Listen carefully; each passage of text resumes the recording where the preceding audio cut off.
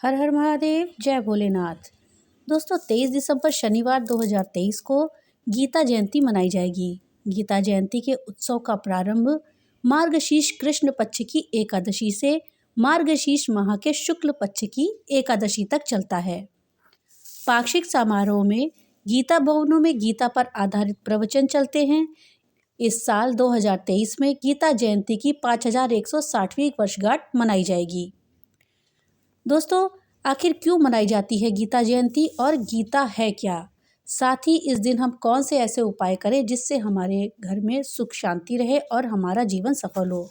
इस जानकारी के लिए वीडियो को लास्ट तक देखिएगा। वीडियो अच्छी लगे तो लाइक और ज़्यादा से ज़्यादा शेयर करिएगा। और हाँ, अगर चैनल पे नए आए हैं तो चैनल को सब्सक्राइब करना मत भूलिएगा और अपने विचार हमें कमेंट बॉक्स में लिख करके ज़रूर बताइएगा। दोस्तों, आखिर क्यों मनाई जाती है गीता जयंती? दोस्तों, जिस दिन श्री कृष्ण ने अर्जुन को गीता का ज्ञान दिया था उस दिन मार्गशीर्ष शुक्ल पक्ष की एकादशी थी, इसलिए इस दिन को गीता जयंती के रूप में मनाते हैं। दोस्तों, इस दिन उपवास करने से मन पवित्र और शरीर स्वस्थ होता है। साथ ही हमें अपने पापों से छुटकारा मिलता है और जीवन में सुख और शांति आती है और हमें मोक्ष की प्राप्ति होती है। कौरवों और पांडवों के बीच कुरुक्षेत्र में हुए युद्ध के पहले दिन इस ज्ञान को श्री कृष्ण ने दोनों सेनाओं के बीच रथ पर खड़े होकर दिया था।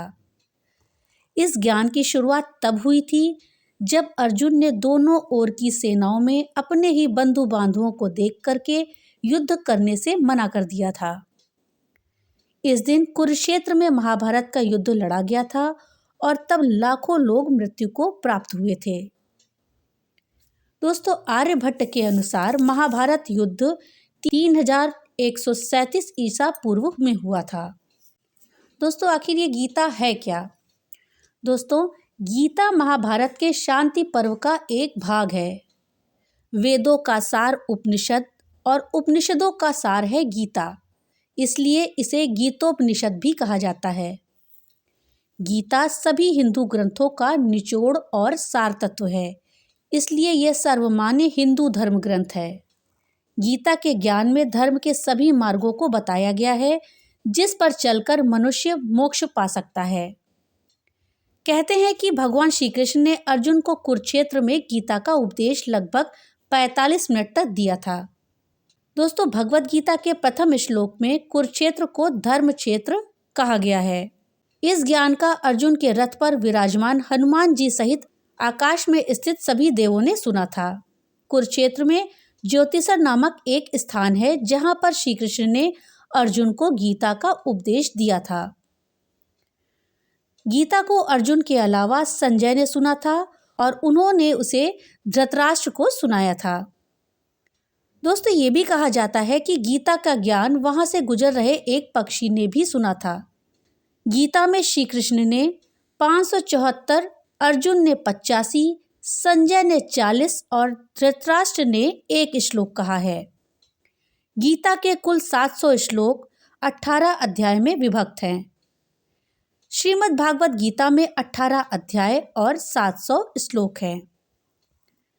18 अध्याय में अध्याय विषाद योग में 46, सांख्य योग में 72, कर्म योग में 43, ज्ञान कर्म संन्यास योग में 42, कर्म संन्यास योग में 29, ध्यान योग या फिर आत्म संयम योग में 47, ज्ञान विज्ञान योग में 30, अक्षर ब्रह्म योग में 28, राज विद्या राजगुह योग में 34, विभूति विस्तार योग में 42, विश्व रूप दर्शन योग में 55, भक्ति योग में 20, क्षेत्र जन विभाग योग में 35, गुणत्रय विभाग योग में 27, पुरुषोत्तम योग में 20, देवासुर संपद विभाग योग में 24, श्रद्धात्रय विभाग योग में 28, मोक्ष संन्यास योग में 78 श्लोक हैं। दोस्तों, इस जगत के पालनहार भगवान श्री हरि विष्णु की पूजा अर्चना इस दिन की जाती है। साथ ही एकादशी का व्रत भी रखा जाता है। इस व्रत के पुण्य प्रताप से साधक को जीवन में सभी प्रकार के सुखों की प्राप्ति होती है। ज्योतिष शास्त्र में एकादशी तिथि पर विशेष उपाय करने का विधान है।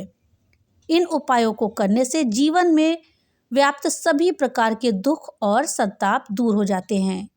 अगर आप भी अपने जीवन में दुख और संकट से निजात पाना चाहते हैं तो मोक्षदा एकादशी या फिर गीता जयंती पर ये 3 चीज़ें आप जरूर घर लाइए। इन चीज़ों को लाने से आपको अपने दुख से निजात मिलेगी, साथ ही आपके जीवन के सभी संकट दूर होंगे।